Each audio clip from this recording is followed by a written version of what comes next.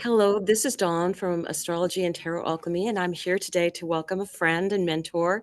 And this is Louise Edington from Cosmic Owl Astrology.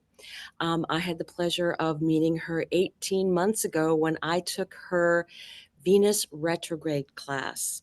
So I consider her an authority on all of the Venus retrogrades, and she is actually starting a class again tomorrow. I signed up months ago for the class because I really learned so much. And one of the other things I learned being in her class was all about asteroid goddesses. And now I do not do any readings without them being present in the charts that I'm reading. So Louise, I'm very happy that you're here today and to let us talk about the Venus retrogrades that are going on and the difference between Venus retrograde and another Venus star point that happens. Yeah, I will talk about that in a second. I just want to emphasize that my class is not just an astrology class. It's a healing journey, and a lot of people have kind of changed a lot in their lives through it. But anyway, let's dive in. So, well, there's a Venus star point. There's one Venus star point, which is when the sun meets Venus, when Venus is retrograde, and then 9.5 months later, oh, length of a pregnancy, there is a Venus Sun conjunction or cazimi or star point, which is when Venus is traveling behind the Sun. And both these points, the direct Venus star point and the retrograde star points, make 5-pointed stars. So there's kind of two 5-pointed stars that operate like an invisible heartbeat um, in the background, or an invisible clock. And they both kind of they both go backwards through the signs, just like the moon's nodes do. So they really are kind of operating in the background. And of course, we're not teaching the whole Venus star point work here, but they do operate collectively. And, you can see them historically, the different signs that the Venus star points are in. And they're really very powerful points. But I've worked with a Venus retrograde specifically since 2017, the last Venus retrograde in Aries, and this one's coming up in Aries, because they happen every 8 years in the same sign, although they slowly change signs over time. So does that explain it enough for this? It does, Yeah. and I will say that part of the class is also shamanic journeying, and I will go ahead and post a link to her class down below in the notes. So the other thing I know is that with the Venus class that you took, that you basically had a dream about starting this Mhm. class. Can you tell me a little bit more about that? Because I got pushed to do this one that I'm doing coming up starting Monday, but I know that yours is a very big story regarding this too. Well, it is. I have Venus right at the top of my chart, which is an important place for any planet.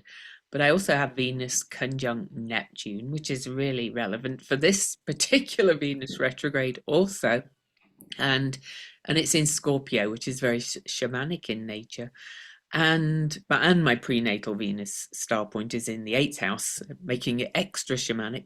Well, anyway, early in 2017, I literally kind of just woke up and was like, oh, you're going to do a Venus retrograde class. Okay. So I did. I didn't understand the whole Venus cycle then. I didn't understand, about the star points. I had not actually certified in Ariel Gutman's star point work at the time. Although by the time I did, I'd understood quite a bit of it. So the first class was very just divinely guided. I did a bit of research. I made it 7 weeks long because all the retrogrades are about 40 days and 40 nights, which is a time of kind of vision questing in all the biblical stories. And so it became clear to me that, the Venus cycle has been important for millennia. The ancients tracked it on these old tablets, and the Venus is the big sister of Earth, and it's the most earthly planet in many ways in energy, because Venus has been pretty much dismissed as being love and relationships. And she is that, but she's so much more. And she is our social mores. She also is our earthly desires and our senses. And she has a dark side, literally. You know, the planet Venus has a dark side like the moon has. She has phases like the moon has. But she is literally the big sister of the earth. So she is really important to us as human beings, in my opinion. And the retrograde particularly. So, yeah.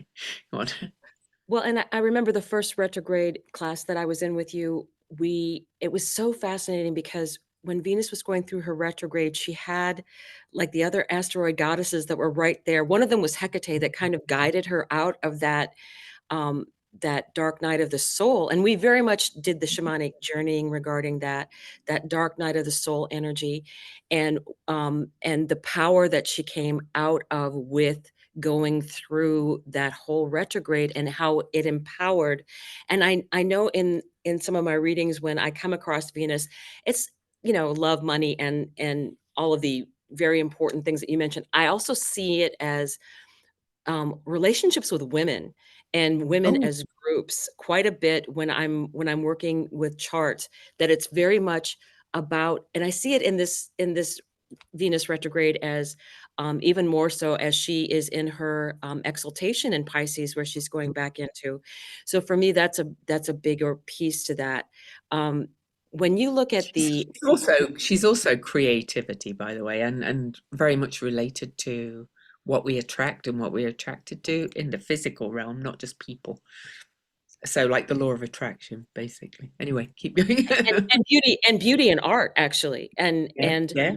um, I think too with her having that, um, as you said, Neptune and the North Node and Venus were all conjunct at 28 degrees, and to me that is like, what do you want to do? What can you imagine that you want to do I in know. all of this energy going forward? Um, do you feel what else that could signify, especially being in Pisces? Oh, well, gosh. I mean, Pisces is a really unusual sign. Pisces is the end of the zodiac for a start. It's the last sign. I always think of it as the amniotic fluid or kind of the waters of the womb. So it's in natural chart, it's kind of like the time before death and the time before birth. It's the breakdown and the break and the recreation. It's like the literal chrysalis stage of a caterpillar going to a butterfly. Because if nobody's read about that, it's quite gory. The caterpillar becomes a chrysalis and then literally kind of dissolves itself and eats itself up and then is reformed from all the same goo into something very different and much more beautiful. Although caterpillars can be quite beautiful too. All right, I'm gonna share the screen with the new moon in Aquarius, which to me was it started, that happened the day after Venus started, her shadow. So let me just Mm, entered her shadow as is the better yes, way to say that. yeah, Okay, so here was the new moon, and it was at 9 degrees of Aquarius, and it happened right after, the, sun had met Pluto for the first time in what, 260 years, it yep. takes before it meets again. So yes, this was the very first time right before this new moon that that the sun and Pluto had met in Aquarius. So Oh, this I should mention, by the way, that the full Venus cycle is 251 years, and Pluto's cycle is 248. So they are very related as well. right. Yeah. Well, and some people tie those in together very, very well when they're Mm, looking. I know there's a lot of people that have gone back and done the Venus StarPoint mm, way back in history too. So with this 9 degrees of this new moon, on this day, and I found this fascinating, was that Hecate and Vesta, who symbolizes, our inner desires, also very symbolic of the energy of mm, um, Virgo and being of service and of the high priestess energy. mm, And that was actually square to this energy here. So that Hecate being the goddess of the crossroads, the goddess of Yeah. guiding the way, the goddess of the keys. And also on that same day, we had Pallas Athena, the warrior version of Venus, in a trine, same degree to Uranus in Hmm. Taurus. So very much that energy of planning and going forward. And let's see what I know the North Node was here at 28 degrees on that day, Mm. but the other thing was Iris and Venus were Mm. at 25, 26 exactly. Both of them were at the exact minute. And in September of 17th of 2024, we had the first eclipse happen in this axis of Pisces and Virgo, and that was at 25 degrees. So this that point in Pisces had already been activated and continues to be Mhm. activated again and again. So I feel that Iris and Venus has been traveling with Iris and is they're within 2 degrees right now, I believe, right before this starts. So Yeah. what do you think about the messages of the asteroid goddesses in this particular Mhm. beginning chart of that? Well, Iris is not one I've really worked with, but Hecate and Vesta I know very well. And well, let's speak to Vesta first of all. She's also represents the flame of the hearth of the state, but and so we can see, what's happening to not just the US, but Mhm. states all around the world. But Hecate has a much more kind of deeper shamanic kind of meaning for me. She was a triple moon goddess. She had the keys to the worlds, the upper realm, the middle realm, and the lower realm. And she was very much involved in the story of Demeter, Persephone, and Hades, which to me are Venus, Ceres, and Pluto because of the different pantheons of gods and goddesses and language. And Ceres and Pluto and Venus met on December the 7th, 2024 at 0 Aquarius, which is a hot degree. Dawn and I did another video about that called Fools and Lovers.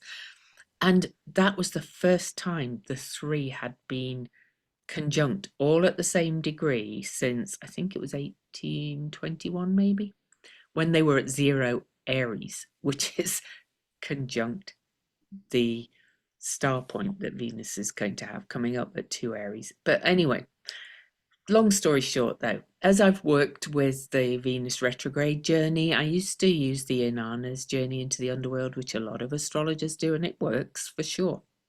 But it just, as I read more about myths and worked more with Venus, and it became clear that the story of Demeter, Persephone, and Hades was really the story of the Venus retrograde, particularly. And one major alert to me for that one was that when Persephone had gone into the underworld in the myth, um, Ceres or Demeter roamed the earth, killed the famine, was in grief and loss for 9 days, most of the stories say. And that's about the time that Venus is invisible and close to the equator every time Venus is retrograde, because she's always, in some places, she might not be invisible at all, but those stories were written in a certain place at a certain time. And anyway, so then I studied the myth more and found that the end of that journey was reunification. Ceres or Demeter went and founded the Eleusinian Mysteries in Greece, which I personally believe were based on even more ancient rites. And then the end result of those mysteries and all the kind of shamanic work done in the mysteries was reunification of the divine family. So mind, body, spirit, all of those things are all related to the divine family.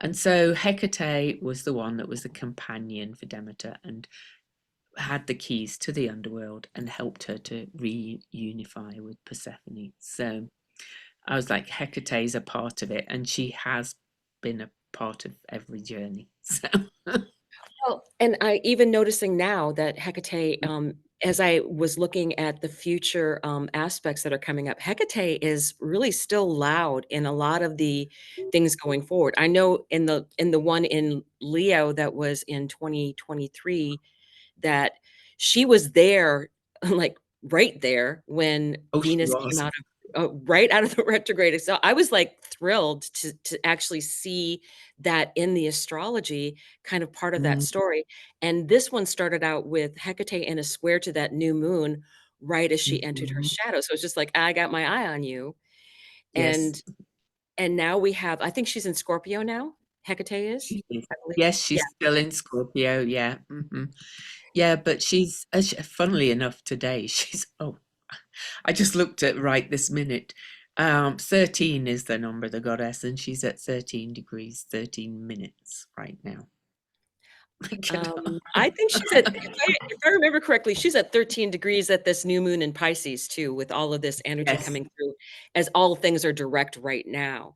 So, Oh, she is. Yeah. yeah, But the 13 minutes as well. I'm like, oh, thank you, Hecate. This is her behind me. She's kind of. and she's a personal favorite of mine. I have her conjunct my ascendant within 1 degree, so, Yeah. she's always been personal, in my chart.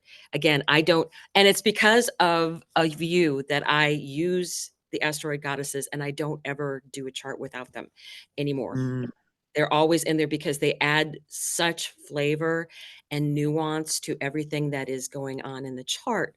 So, I know that, we talked about, the fact that, we're having Mercury undergo retrograde mm, at the same time that Venus is, and actually, the degrees are bracketed within her own retrograde. I mean, mm, it's like it stops short of a minute, of a degree. It's like 10 degrees is where she stops. Mercury stops at 9 in Aries, and mm. then when it's in Pisces, she stops at 24 and Mercury stops at 26. So not only is the degrees bracketed within that, it's also Mhm. the, bracketed within her retrograde story. Yeah. What do you think is the significance of that as we're going through all Mm. this energy? Well, and there's two eclipses right in the middle there as well. But Mercury and Venus are the two most personal planets, other than the Moon and Sun. And Venus actually stations retrograde conjunct the Moon as well. So Venus and the Moon are really well, they're the original two divine feminine objects in all the planetary, the visible planets. And so they're teaming up kind of thing. And then Mercury is kind of the shapeshifter. He was the messenger of the gods, but also really he's got this kind of non-binary trickstery energy. He's not even the most ancient astrologers generally didn't assign a gender, even though it's usually called he. Um, as Venus was feminine and so on. Mercury could definitely go either way always. So and then of course the star point on March the 22nd is the Venus conjunct the Sun. So we've got the Moon, the Sun, Mercury, and Venus all encased in the middle of this, in the middle of, and in two eclipses, which are new and full moons on steroids, if you like, because they're near the nodes. So this is just this huge consciousness shift. Yeah, you could simplify it by saying the sun is our core, the moon is our emotions, Mercury is the mind, and Venus the heart. Just so everything is shifting in this, and it's in the last sign of the zodiac and the first sign of the zodiac. So it's endings, beginnings, collapse, dissolution, but also rebirth, and then a new beginning. This is it's beyond wild to me, to be quite honest, how this is all lining up. And 2, I note that for me, part of that is just mind-boggling. First of all, the eclipses and how the degrees are matching up with what's going on with Venus, Mhm. because the one that, you pointed out, the Virgo full moon is going to be at what, 24 degrees? So that means the sun is at 24 degrees of Pisces, which is where she's going retrograde. And Yep. then the other eclipse, the big one that's on the 29th, is at 9 degrees. And that Mhm. is right where she stationed retrograde and Mercury as well. So to me, it's Yep. just those were already sensitized degrees. And then to have this last Aries eclipse, I feel Yeah. that fireworks with Oh, all that energy going forward. do you want to? I've just noticed something else even wilder. Shall I show you? What? So, Yes. so this Venus retrograde, from the star point on March the 22nd, will start a 9.5 month journey to the next direct star point, but also a full 19 month journey to the next retrograde. So, but basically 9.5 months from March. So I'm going to show you this chart. You're not going to believe it, Dawn. I can't believe I never noticed this before. This is Well, how astrologers kind of go.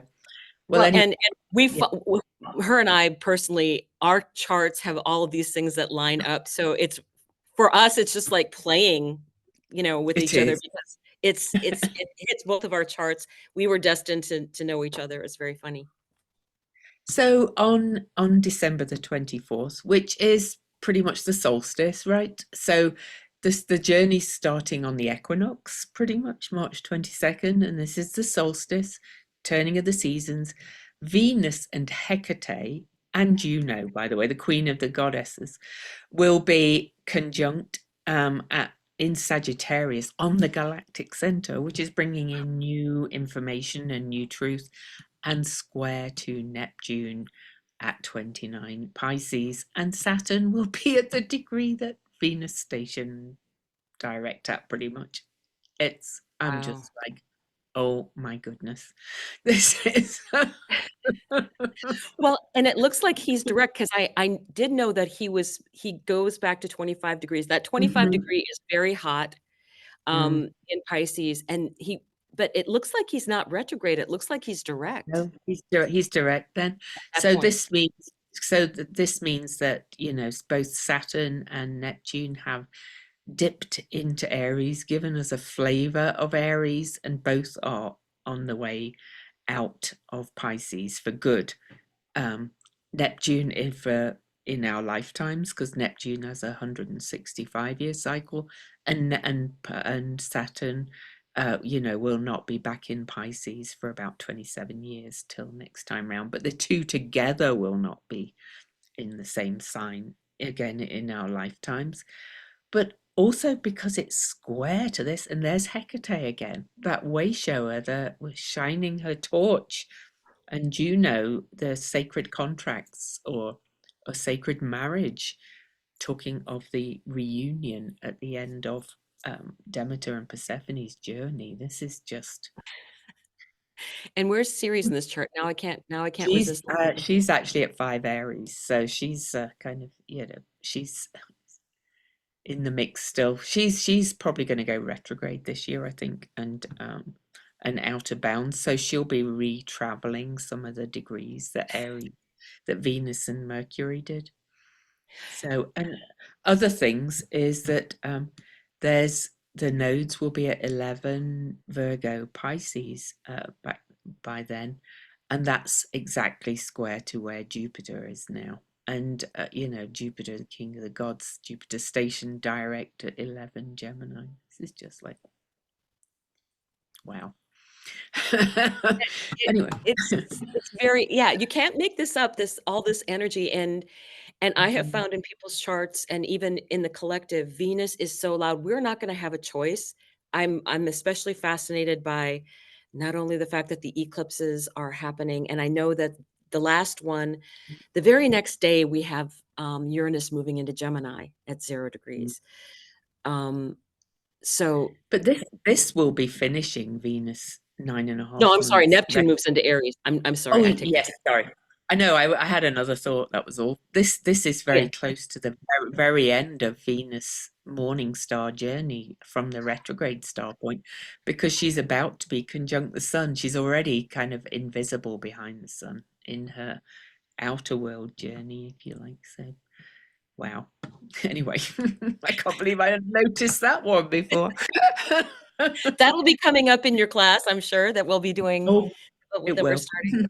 But, yeah, I find it very, very fascinating that the North Node and the South Node are where they're located at, because with the North Mm, Node being in Pisces, the lower vibration of Pisces is victimhood, and the mhm. higher vibration is that higher connection, and, Mhm. with Neptune being there, Neptune will never again meet up with Venus in Nope. Pisces. It does, she's been over once, she's gonna go back over again, then he moves Back over into it. Aries. Yeah, Oh, yeah. Yeah, and actually. and then they don't meet again in Nope. in Pisces. So No, they not. Mhm. so I feel that's heralding in messages, but the North Node being there and having, I think you said 28 degrees was where, Neptune and Venus and the North Node were all It was. conjunct. Yep. So, Mhm. to me, I think we don't it's limitless manifestation, number 1, Yes, it is. and Mhm.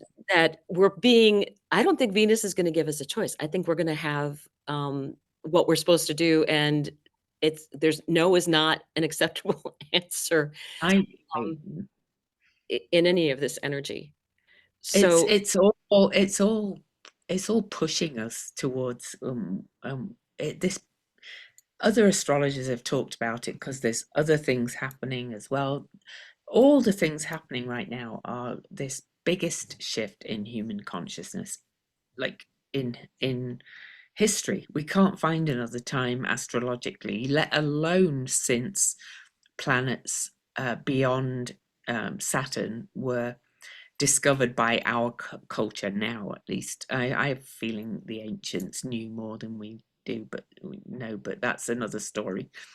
You know, this in memory and history, there's been no bigger shift in human consciousness in so many ways. All the outer planets changing signs, but it's almost like this period now with the two retrogrades and the two eclipses and it all converging together, and we're at lunar maximum, which is only every 18 and a half years, but it's happening at the same time, which means the moon is way off the ecliptic south on that day, actually on March the 22nd, at its most um, further declination of the ecliptic, all happening in this condensed period. It's like after Venus leaves Aries and we move into the second half of this year, it's kind of almost like, okay, now we've got to get used to who we are now, who all being reborn as individually and as a culture. It's just well, and the South Node being in Virgo, and Virgo being about service, Mm, and servitude, mm, which is not my favorite word, but mm, I did make note of that, what has come up for me, because Pluto is also very active in this mm. Venus retrograde energy. There's so many things. Everything's active, Oh, really, but everything. Yeah. Pluto in Virgo has been there since 1950. It was in 1956 through 1972 that Mhm, Pluto was in Virgo, and that 60s generation, of which I'm one of them, I mhm. feel that they are being called to come forward and be more leaders, because we have a living memory of the time women had to wear high heels to work, you had to wear nylons to work, some were required to wear dresses. Um, Yes. I wore dresses to school as a second grader in Minnesota in the winter. You could wear pants underneath, but you had to have a dress on during the day. Um, and I think women's sports too. That's when what Title 9 was it Title 19 that came through that Well, I was born in the UK, so I oh, missed a okay. lot. I There can't was remember those dates. I have to look them up. those little things. All of Yeah. the other women out there that were in the US will remember that was a big change for us, because then we actually got money for women's sports in Mm, in the high schools. Um, but there's so much of that where we weren't allowed to really express ourselves in any significant way. Couldn't Yeah. have in the 70s, the fact that if you had your own credit card, that was when we first were allowed to get credit cards, right?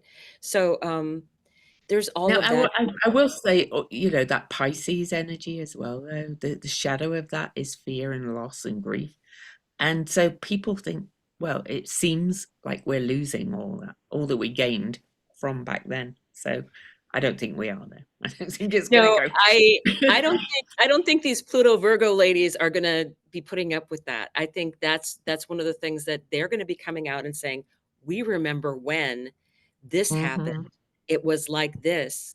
Because every time I brought this up, you should see all the list of comments that come in with people like, "I remember this, and I remember this, and we couldn't do this," and Yeah. um, so for me, I feel like we are no longer serving the table. We are taking a seat at the table. And that's the Hmm. difference for me with this Virgo energy. And I think you said Regulus is now moved into Virgo. Yeah, well, Neptune moved into Pisces in 2011, 2012, in and out a little bit. And Regulus, fixed star Regulus, of course, it's a fixed star, so it's us that are moving. But from our perspective, Regulus moved into Virgo in November 2011 after over 2000 years in Leo, the sign of royalty, the sign of, the king. And we've had that kind of energy kind of guiding us for as a collective. And now Regulus, the royal star, is in Virgo, the sign, which has got a real priestess energy itself too. But in that kind of even the symbol looks like an M, so it's like Mary Magdalene, Mother Mary. It's kind of that more humble kind of not doing, not being like here I am kind of, but just doing the good work, doing the right work, not subservient, just doing the good work. And even you could say we've seen things start to shift to that, like the current pope who's ill at the moment. He's a Jesuit, and they have more of that kind of service energy. So it's not just in women again. This is an energy of wanting to just do good and meaningful work and doing good things for the collective, no matter in what way you do. And so everything's moving towards that. And the North, shall I talk about that time in the summer of 2026? Because really all Yeah. this is leading to that. Yes, please. Yes, please. So we've going to have, the the next Venus StarPoint with Venus behind the sun. We kind of looked at that chart a little bit, and I can't remember what date the next StarPoint is, but about 19 months, a bit less from now, in July of 2026. Venus by then will be in Virgo, so she'll be in the opposite sign, but the nodes will be about to leave Virgo and Pisces after their 19-month journey, and the South Node will be conjunct Regulus for the first time since she moved into this sign. Now, there's loads I could say about this chart, most of all, but this is what's also striking is that the outer planets are Neptune and Uranus are all changing signs. Pluto already has, but they're all going to be at 4 degrees. They're all going to be speaking to each other. And there's Hecate as well, the way show her, conjunct the North Node, saying, okay, I'm still showing you the way forward. And this has been predicted by many, like Andre Barbeau said things are really going to start looking stabilized. 4 is a number of stability, by the way, in the summer of 2026. For the USA, Pluto is going to hit Pluto's south node, which is another hot degree that Dawn and I talked about in our other video in February 2027. I really kind of think, after this first half of this year, we're kind of on the healing path from the discord and the breakdown. So we're in that chrysalis stage right now. But also, I put the moon at 4 degrees, which is lovely, right? We've also got asteroid Hygeia, who's healing. Jupiter in aspect to all of this. And this all activates the birth chart of one of my other favorite goddesses or figures, divine feminine figures, which is Chiron's wife, Chariclo, who was discovered at 6 Aries and has this most beautiful chart all around 5 degrees of fire and air signs, pretty much. So this is all activating that too. Is she And is she 5 degrees of Aries or is she 5 degrees of Leo? 6 degrees. Chair I can't remember. oh, she was discovered at 6 Leo. Oh, okay. Mhm. Okay. Yeah. So, yeah, Mhm. because I was Yeah. like, I have Yeah. her I have her across from my moon, that discovery Yes. thing. So Yeah. I want to keep her there because I like her there. But Yeah. yeah, I just think that there's so much going Oh, forward. and Oh yeah. Chiron will be trying the South Node and Regulus then too. Chiron will have moved out of Aries after most astrologers kind of agree the journey of Chiron through Aries has been about exposing the wound and bringing healing to the divine masculine, so to speak. So yeah. And she's currently Chair is currently in Aquarius, or has she moved on from there She's at that? currently in Aquarius. I can put her in here and see where she'll be then. But Because this, all of these things are just kind of working together. It's kind of so much, isn't it? I don't want to blow people's minds, but everything I look at, I go, oh yeah, and that's activating that, and that's activating that. well, to be fair, I will say that Rick Levine, who has been an astrologer for 50 years, has like Mhm, never had this kind of astrology showing up, and went back and looked mhm, for thousands of years, never mhm. anything like this. And Steve Judd is the same way. And Yeah. they're talking about all this energy that's out there, and we can't even imagine how different it's going to be. It's going to be so different. Um, I know. I feel like the feminine We energy could. is really going to be activated. Yeah. And I don't think it's taking a seat at the table, but I also don't think it's going to take over, in terms. No. I think it's bringing a balancing. I think it's building a new table that's going to look very different. I even heard one psychic say that, they visioned some of the old, very ancient traditions had circular kind of hierarchies. They would have a council. They wouldn't have a king or whatever. I wrote an article like years ago saying, what if this would be the future? Circles and circles kind of thing, building on each other, kind of like a talking stick thing, with maybe one moderator, but they took turns doing it kind of thing. Yeah. Isn't that a wise woman thing in some native cultures, that Yes, energy? it is. Yeah.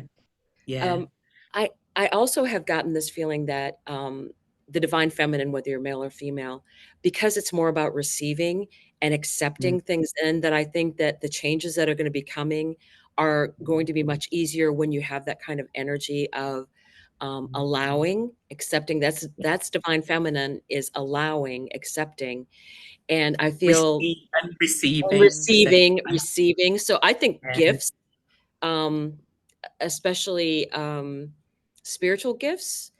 I think that Hmm. there's spiritual gifts that we haven't even imagined, especially in regards to healing. I get a lot of that. I have a lot of that as a download, that there's going to be different types of healings, that the bigger businesses are going to be like banks and hospitals, and all of these big conglomerations are going to be going away. They're fighting now because it's their last gasp, and that's going to Yeah. be a big change. People's jobs are going to change, but in the end, it's going to be something that we're moving towards jobs that we really want to do, that give us purpose, which is very Virgo. It's it's doing the work that gives you purpose as you move And I, forward. I, and I think there could be clean energy coming. I think, well, we have the technology now, possibly, something like universal basic income, so people don't have to become wage slaves the whole time. They can, do jobs they love because they want to help people, and things like that. Yeah. I just think we have a very different future ahead of us, and we are in the last gasp of that control, domination kind of. We own the earth, and again, that energy's been in all humans, not but it's more the energy of separation, really. It's like we aren't part of the earth and the animals and things like that. We're not connected. So, whereas very ancient cultures, for a lot of the time, not always, they weren't. I think we idealize some of those ancient cultures too, but a lot of the time would, thank the animal if they killed the animal and use every part of it. That kind of energy, rather living in kind of symbiosis, realizing that we do have to eat. Well, and having traveled recently, and I was in Europe, and the different food, I mean, Hmm. the quality of the food is so different than what it is here, and the all the Oh, chemicals that are added to the foods. And I was appalled when I started getting educated about the differences in those things, about the things that we're eating here. And I don't know mm, how, I know that you're currently living in Utah, but I mean, you've yeah. had experience with being outside of the states and the different Oh, things that they have there. so the food quality is so much better in other places than here. So for the US, I pretty much cook all my meals from, the best ingredients I can find, because and I can't eat bread here. Like, vile and disgusting. It's so sweet. Sourdough, some sourdough I can eat because it's not so sweet, but sugar in everything. And we've just kind of lost that connection with real food. Everything's unreal. Everything's ultra processed and packaged, and ugh, you know. And Well, it's not just the US, to be fair, but right. we're kind of the crux of a lot of this transformation. And I think that is because salt and sugar are also, they give things a lot of flavor, but they're also very addictive, so you want more of it, Yeah. which I have to break my sugar habit because I and I live next to a bakery, which is actually a very good, Yeah. more organic bakery, thank God, but still, it's like, "Okay, I Yep. need to step back from the cookies." So, Yeah. no, I really think that, everything that's happening right now, I feel like a lot of this Venus in people's charts has been extremely loud, trying to give Mm. messages to people on an individual level, and collectively, I don't think she's going to be denied. It's Oh, the I North agree. Node. It's where it's supposed to be going. So I feel that Mhm. energy more and more all the time. Um, And I encourage people to literally talk to Venus, well, and all the planets, but particularly Venus, because she is so closely related to our humanness in so many ways. Like the Vitruvian Man is based on the human um, design. So, talk to her. The very first thing we do in my Venus class is do a shamanic journey to Venus to see how she shows up for each person, because it can be different for everybody. We all have a different Venus within us, a different placement, and, she might have a different message for different people, but she is speaking very loudly, I have to say. So, yeah, for Mercury everybody. too involved in that. That's what I feel, that Mm. the Neptune, and Mercury getting those higher messages coming in, her being part of Well, Mercury's. having a Venus Neptune conjunct in a water sign, I can say that yeah, having that connection in the collective right now means yes. And on the North Node, our collective Dharma, if you like, yes. It's when I say she's speaking loudly, it's in what you hear, what you read, a seemingly insignificant like message. So it's just time to open your eyes and pay attention to what's what you're intuiting, really. Oh, I think that's very I know with me, Venus is conjunct my Pluto in Virgo, so it's been talking to me about, um, bringing out the, high priestess energy in people and Hmm. trusting your own authority and knowing Hmm. that you have choices, all of Hmm. those things, but I do feel that, because of Pluto being where it is and all the other things that are happening, it it would take us days to go through all of the Oh, transits. It's hard enough just oh, getting the conjunctions, but all of the other transiting things that are happening, um, I won't even be able to do all of the transits in the whole 7 weeks of the class, which is normally pretty easy. There's so much. But if I could say, um, sum it up really, this period, both of all of us individually and collectively are kind of going into that chrysalis cocoon inside ourselves and as a society, and something very new is going to emerge for everybody. I don't care whether you're aspected or not, pretty much everybody is with most of this. So Well, and I wanna thank Louise for coming in. I will say she does a wonderful Substack where she talks about the planets every single day. So, you would be very wise to sign up for that because it is so informative, and with the things that are happening now on basically a daily basis and all of the aspects that are happening, it's very valuable if you're into astrology in any way. I highly recommend it. It's very informative. So I will also leave that information down below regarding Louise's Substack. And she's also writing a book on series. And I think there's another book that you're working on. So she's a published author. That's why I said I when I wanted to talk about Venus, I knew who I was going to go to. So thank you so much, No, Louise. And thank you. I will be seeing you in class, certainly. Yes, So thank you're you. there. Bye, everybody. Thanks.